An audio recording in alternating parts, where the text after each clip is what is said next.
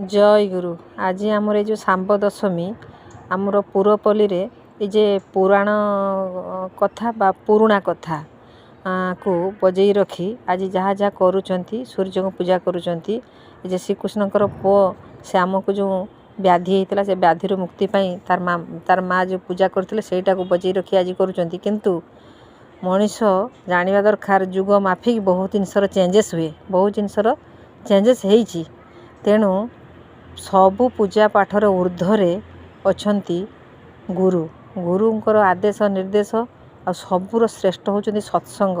तेणु जदि भी आज से पुराणा कथा को नहीं जदि पूजा पाठ होची सूर्य को पूजा करा होची एटा जानिया दरकार से पूजाटा ही जगन्नाथ प्राप्ति होचंती। जगन्नाथ माने जे से जगतर नाथ जीवनर नाथ।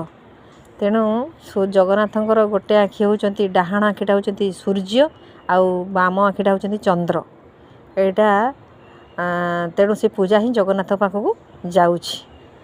जहाँ भी हो आमर मन प्राण दे आमे जेते भक्ति आउ पूजा पाठ जहाँ भी करुचे किंतु तार चरम प्राप्तिटा होची सत्संग प्राप्ति।